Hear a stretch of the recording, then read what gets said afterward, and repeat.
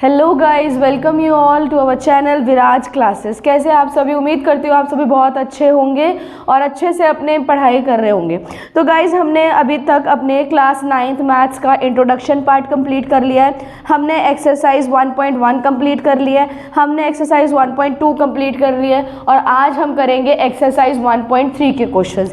जिन्होंने अभी तक इंट्रोडक्शन पार्ट की वीडियो नहीं देखी है, प्लीज़ जाइए पहले इंट्रोडक्शन पार्ट की वीडियो देखिए, तभी आपको ये क्वेश्चन अच्छे से समझ में आएंगे।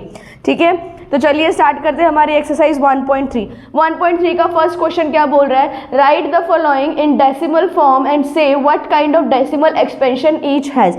आपको क्या करना है, क्वेश्चन दिया हुआ है 36/100। इसको सबसे पहले आपको क्या करना है, डेसिमल के फॉर्म में लिखना है। डेसिमल फॉर्म आई होप आप सबको पता होगी, जिसको नहीं पता डेसिमल पॉइंट्स के फॉर्म में जो आपके पास में वैल्यू आती है उसे डेसिमल वैल्यू कहा जाता है। ठीक है, तो आपको बेसिकली क्या करना है, इसको डेसिमल फॉर्म के अंदर पहले लिखना है और उसके बाद में आपको बताना है कि ये डेसिमल एक्सपेंशन किस टाइप का एक्सपेंशन है। आपने इंट्रोडक्शन वीडियो में देखा होगा कि हमने रेशनल नंबर, इरेशनल नंबर के साथ में एक टर्म पढ़ी थी, टर्मिनेटिंग नंबर और नॉन टर्मिनेटिंग नंबर। तो यही आपको बताना है यहाँ पर कि ये जो वैल्यू है वो टर्मिनेटिंग वैल्यू है या नॉन टर्मिनेटिंग वैल्यू है। क्लियर? तो देखिए फर्स्ट क्वेश्चन आपका क्या कहता है, 36 डिवाइड बाय 100। ठीक है, जैसे आप 36 को 100 से डिवाइड करोगे आपको क्या वैल्यू मिलेगी, 0.36। अब देखिए आप कैसे जज करोगे कि ये वैल्यू टर्मिनेटिंग है या नॉन टर्मिनेटिंग। इंट्रोडक्शन पार्ट में हमने देखा था बेटा कि जब भी आप किसी वैल्यू को डिवाइड कर रहे हो और आपके पास में एक प्रॉपर डिवीजन मिल रहा है आपको, जो कि फर्दर क्या है, कंटिन्यू नहीं कर रहा है, उसे आप क्या बोलते हो, टर्मिनेटिंग नंबर। अगर वो नंबर क्या कर रहा है, रिपीट कर रहा है, अगर वो नंबर रिपीट हो रहे हैं, और जैसे आपने ये चीज़ भी देखी थी, जब कोई नंबर रिपीट होता है तो हम उस पर क्या यूज़ करते हैं, बार यूज़ करते हैं फॉर द इंडिकेशन कि ये नंबर आगे क्या हो रहा है, रिपीट हो रहा है। तो अगर आपके पास में कोई ऐसी वैल्यू है जिसको डिवाइड करने पर आपको या तो नंबर का रिपीटेशन मिल रहा है या कंटिन्यूएशन में वो नंबर जा रहा है, तो उसे आप क्या कहोगे, नॉन टर्मिनेटिंग नंबर। क्लियर है? तो चलिए क्वेश्चन देखते हैं।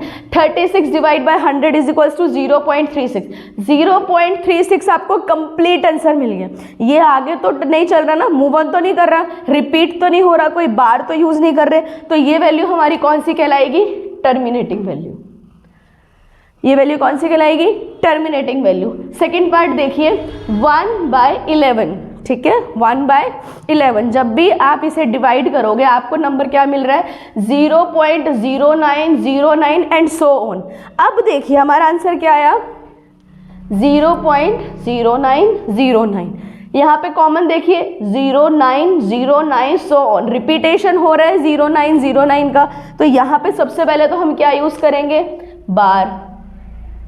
अब देखिए नंबर रिपीट भी हो रहा है, बार भी हो रहा है, तो ये टर्म कौन सी आएगी, ये टर्म आपकी आएगी नॉन टर्मिनेटिंग टर्म। समझ आ रहा है टर्मिनेटिंग और नॉन टर्मिनेटिंग डिफरेंस पता चल रहा है। थर्ड देखिए, 4/1/8। सबसे पहले ये आपके पास में क्या है, मिक्स्ड फ्रैक्शन है बच्चों। किस फॉर्म में आपको दिया गया है, मिक्स्ड फ्रैक्शन। इस मिक्स्ड फ्रैक्शन को आप क्या करोगे, प्रॉपर फ्रैक्शन टर्म में लेकर आओगे। तो जैसे आप इसको लेकर आते हैं आपको क्या मिलता है, 8 4 जा 32, 32 + 1 33, 33 डिवाइड बाई 8। अब जब आप इसको डिवाइड करोगे आपको वैल्यू मिल रही है 4.125। यहाँ पे आकर के क्या हो गया, आपका नंबर ब्रेक, खत्म। इसके आगे कोई डॉटेड नहीं है, कोई रिपीटेशन नहीं है, कंप्लीट डिवीजन हो गया, तो ये वैल्यू हमारी क्या कहलाएगी, टर्मिनेटिंग। क्लियर है? नेक्स्ट देखिए, 3 डिवाइडेड बाय 13। 3 को क्या करना है, 13 से डिवाइड करना है। क्या आ रहा है, 0.2307692307669। अब देखिए 230, यहाँ पे देखिए 230769 है ना, यही नंबर आगे रिपीट हो रहा है 230769, और ये क्या हो रहा है, रिपीटेशन में आ रहा है कि नहीं आ रहा, तो ये हमारा क्या हो जाएगा, यहाँ पे हम क्या अप्लाई कर देंगे, बार। ये हमने क्या अप्लाई कर दिया, बार। क्यों, हमें कंप्लीट आंसर नहीं मिला और रिपीटेशन में वैल्यू आ रही है, तो ये टर्म हमारा कौन सा हो जाएगा बच्चों, नॉन टर्मिनेटिंग। क्लियर है? नेक्स्ट क्वेश्चन देखिए, 2 डिवाइडेड बाय 11। आपको क्या करना है, 2 को डिवाइड करना है 11 से। आपके पास वैल्यू क्या आ रही है, 0.181818। अब 18 क्या हो रहा है, रिपीट हो रहा है ना, और यहाँ पे साइन देखिए डॉट डॉट डॉट, कंटिन्यूएशन का साइन है, मतलब आपका प्रॉपर डिवीजन नहीं हुआ है और नंबर्स का क्या हो रहा है, रिपीटेशन। क्या यूज़ करोगे सबसे पहले, बार। 1/8 पे क्या करोगे, बार अप्लाई करोगे कि ये डिजिट क्या हो रही है, रिपीट हो रही है। और जो चीज़ रिपीट हो रही है, जिसका हमें कंप्लीट डिवीजन नहीं मिला, वो टर्म्स कौन सी होती है, नॉन टर्मिनेटिंग। समझ आ रहा है बच्चों? घबराना नहीं है, क्वेश्चन को बस अच्छे से देखना है, सब समझ आ जाएगा। 329 डिवाइड बाय 400, 329 को 400 से डिवाइड करोगे तो 0.8225 कंप्लीट आंसर है, कोई डॉटेड साइन नहीं कि कंटिन्यूएशन का तो नहीं बता रहा, तो ये हमारा क्या हो जाएगा, टर्मिनेटिंग नंबर।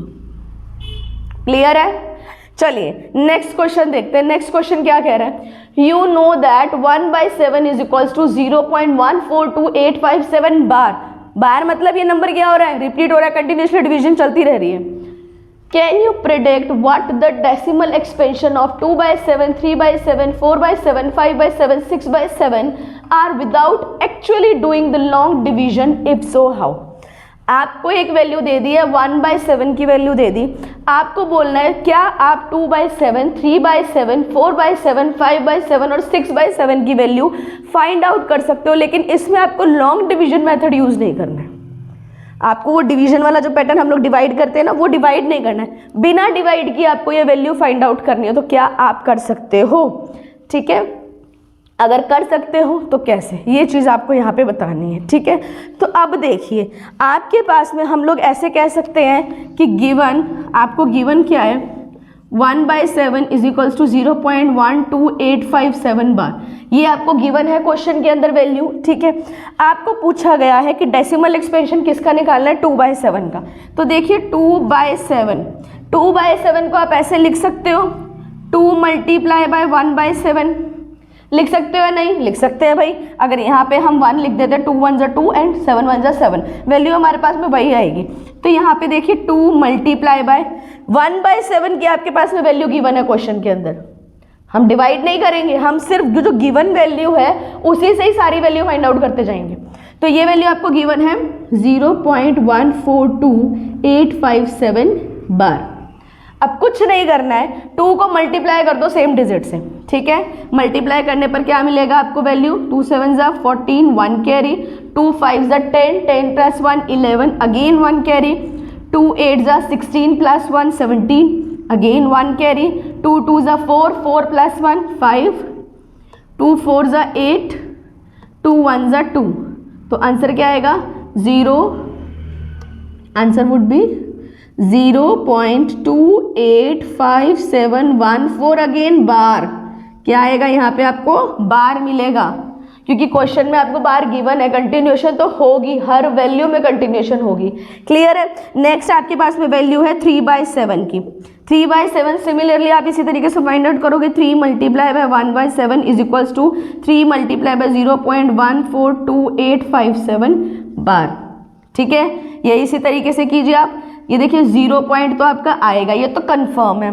3 7 जा 21, 2 कैरी, 3 5 जा 15 प्लस 2 17, 1 कैरी, 3 8 जा 24, 24 प्लस 1 25, 2 कैरी, 3 2 जा 6 और 2 8। ठीक है, 3 4 जा 12, 1 कैरी, 3 1 जा 3 और ये आ गया आपका 4 और ये अगेन आ गया बार। समझ आ गया? जैसे आपने 2/7 की वैल्यू फाइंड आउट करी है, 3/7 की वैल्यू फाइंड आउट करी है, वैसे ही आपको 4/7, 5/7 और 6/7 की वैल्यू फाइंड आउट करनी है। अपने आप से ट्राई करके देखो 4/7, 5/7 और 6/7 की वैल्यू। कोई डाउट लगे तो कमेंट बॉक्स में बताओ, वन शॉट वीडियो में सारी चीज़ समझाई जाएगी। ठीक है जी, समझ आ गया? क्वेश्चन नंबर 2 क्या करना है, कुछ नहीं करना है, जो जो वैल्यू आपको बोली गई है उसको 1/7 से मल्टीप्लाई कर दो। 1/7 की वैल्यू आपको गिवन है, उससे आपको रियल नंबर को मल्टीप्लाई कर देना, you will get the answer. Clear है? नेक्स्ट आपका क्वेश्चन क्या कह रहा है, express the following in the form of p by q where p and q are integers and q is not equals to 0। हमारे integers की सबसे पहली कंडीशन ही यही होती है कि q हमारा क्या नहीं होना चाहिए, 0 नहीं होना चाहिए, रैशनल नंबर यही बोलता है आपको। तो अब आपको क्या करना है, इसको आपको इस फॉर्म में p by q के फॉर्म में आपको आंसर लेकर आना है, जिसके अंदर p and q दोनों क्या है, इंटीजर्स हैं और q 0 नहीं है। ठीक है, तो देखिए अब आप क्या करोगे, आपको क्वेश्चन गिवन है 0.6 बार रिपीटेशन हो रही है, तो आप इसको ऐसे लिख सकते हो कि x is equal to 0.6666 and so on. लिख सकते हो ना, रिपीटेशन है, x की वैल्यू यहाँ लिख दी। अब देखिए आपको किस टर्म में लेकर आना है, p बाई क्यू के फॉर्म में लेकर आना है। तो सबसे पहले आप क्या करोगे, दोनों टर्म्स को देखो, इसको आप है ना क्या कहते हैं, p बाई क्यू के फॉर्म में लाने के लिए इसको 10 से मल्टीप्लाई करना पड़ेगा, मानते हो? अगर 10 से मल्टीप्लाई करना है तो आप सिर्फ एक साइड तो मल्टीप्लाई नहीं कर सकते ना, जो भी नंबर आप मल्टीप्लाई करते हो, अगर आप रैशनल फॉर्म में करते हो तो न्यूमरेटर डिनोमिनेटर दोनों में करते हो, अगर आप रैशनल फॉर्म में नहीं करते हो तो LHS और RHS दोनों में आप क्या करते हो, सेम डिजिट से मल्टीप्लाई करते हो। यहाँ पे भी वही करोगे, तो आप क्या लिखोगे, now multiply both side with 10। किससे मल्टीप्लाई करोगे आप, 10 से।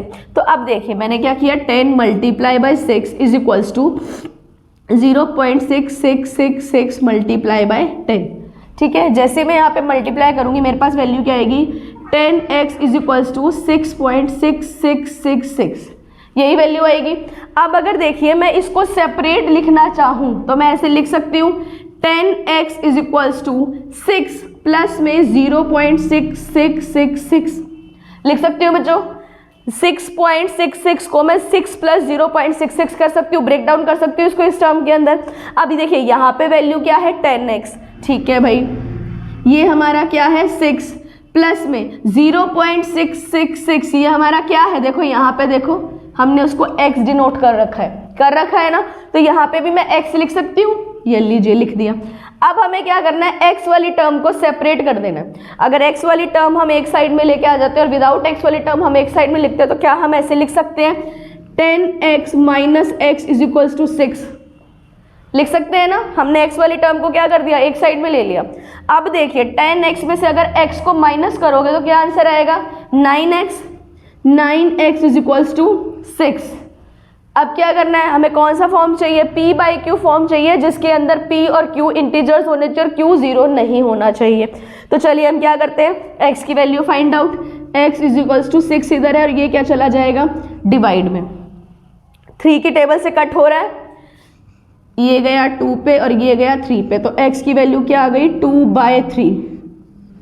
ये देखिए ये आ गया हमारा फाइनल आंसर। अब देखिए हमारी सारी कंडीशन सेटिस्फाई हो रही है, हमें इस टर्म को p बाई क्यू के फॉर्म में लेकर आनी है। p बाई क्यू के फॉर्म में हमें वैल्यू मिल गई, जहाँ पे p एंड q क्या है, इंटीजर्स है, 2 और 3 दोनों इंटीजर्स हैं, बिल्कुल है। And q is not equals to 0, क्या q हमारा 0 है, नहीं जी q हमारा 0 नहीं है। तो ये कंडीशन हमारी सेटिस्फाई होगी, हमने ये वाला क्वेश्चन सॉल्व कर लिया। ठीक है, चलिए एक एग्जाम्पल और करते हैं। देखिए एक और क्वेश्चन है आपका पार्ट सेकंड, ये आपको क्या कह रहा है, 0.47 बार, ये आपको गिवन है। सेम चीज करिए, x is equal to 0.47 continuous में ले जाओ, 4747। ठीक है, अब देखिए वापस हमें क्या करना है, इसको रैशनल फॉर्म में लेके आना है, तो हम क्या करेंगे, अगेन 10 से मल्टीप्लाई कर देंगे। चलिए भाई वापस हम क्या करेंगे, now multiplying both side with 10 से मल्टीप्लाई किया हमने। अब हमें क्या मिला, 10 multiply by x is equals to 0.4747 multiply by 10। Clear है, यही वाली वैल्यू आएगी हमारे पास में। अब देखिए जैसे ये वैल्यू आती है हमारे पास में, हम लिख सकते हैं 10x is equals to 4.747 continuously, ये चीज़ आएगी हमारे पास में। अब हम लोग क्या करेंगे इसको सेपरेट कर दें, 10x इज इक्वल्स टू हमारे पास में क्या वैल्यू आ रही है, 4 प्लस में 0.4747, यही वाली टर्म आ रही है हमारे पास में। अब देखिए यहाँ पे 10x है, यहाँ पे 4 प्लस 0.4747 को आप क्या लिख रहे हो, x डिनोट कर रहे हो क्वेश्चन के अंदर, वही चीज़ आप यहाँ करोगे। 10x is equals to 4 plus में x, यही वाली टर्म आपको यहाँ पे गिवन है x के फॉर्म में, यही x एज इट इज इधर रख दो। अब क्या करना है, x वाली टर्म को वापस सेपरेट कर लो, 10x minus x is equals to 4, ये वाली टर्म आपको मिल गई। अब क्या करना है, 10x माइनस x क्या आ जाएगा आपका 9x, x की टर्म ले आओ 4/9 और ये आपका आंसर। क्लियर है, कुछ नहीं करना है, जो गिवन वैल्यू है उसको x कंसिडर करना है। x कंसिडर करने के बाद में दोनों साइड में आपको ये देखना है कि 2 जीरो के बाद में पॉइंट है तो 100 से मल्टीप्लाई कर दो, 1 डिजिट के बाद में पॉइंट है तो 10 से मल्टीप्लाई कर दो, 3 डिजिट के बाद में पॉइंट है तो आप क्या करोगे 1000 से मल्टीप्लाई कर दोगे। वो आपको यहाँ पे चेक करना है। यहाँ पे 1 डिजिट के बाद में पॉइंट है तो आप क्या करोगे 10 से मल्टीप्लाई करोगे। दोनों साइड 10 से मल्टीप्लाई करने के बाद में आपको इस तरीके का आपको टर्म मिल जाएगा। उस टर्म को ब्रेक डाउन करना है। ब्रेक डाउन करने के बाद में आपको जो टर्म मिलेगा वो आपके गिवन x के इक्वल होगा। जो x के इक्वल है वहाँ पर x मेंशन कर देना है। x वाली टर्म एक साइड लेकर आनी है, उसको सब्ट्रैक्ट करोगे, यहाँ से आपकी x की वैल्यू फाइंड आउट हो जाएगी और जो वैल्यू मिलेगी वो p/q के फॉर्म में मिलेगी। क्लियर है, समझ आया। अब देखिए थर्ड पॉइंट आपका क्या कहता है 0.001 बार। ये आप अपने घर पे ट्राई करेंगे एक्सरसाइज को, क्योंकि मैथ्स ऐसी है कि जितना ट्राई करोगे उतना जल्दी आपको समझ में आएगा। इसीलिए कुछ क्वेश्चंस मैं आपको घर पे होमवर्क के लिए ज़रूर देती हूँ, सारे यहाँ पे सॉल्व नहीं करती हूँ। तो ये आपका जो थर्ड पॉइंट है 0.001 बार, ये आपको घर पे सॉल्व करना है, कोशिश करनी है। कोई डाउट लगे तो एज यूजुअल गाइस आप कमेंट में बताइए, हम वन शॉट वीडियो में आपके सारे डाउट्स रिजॉल्व कर देंगे। ठीक है, thank you so much. I hope ये वीडियो आपके लिए फ्रूटफुल रही होगी। अगर कोई डाउट हो कमेंट सेक्शन में बताइएगा, सारे रिजॉल्व कर दिए जाएंगे। और अगर ये वीडियो आपको अच्छी लगी तो चैनल को लाइक करें, सब्सक्राइब करें और भर भर के शेयर करें, ताकि आपके जैसा बेनिफिट और भी लोग गेन कर सकें। Thank you so much. मिलते हैं नेक्स्ट वीडियो में कुछ और क्वेश्चंस के साथ। Thank you.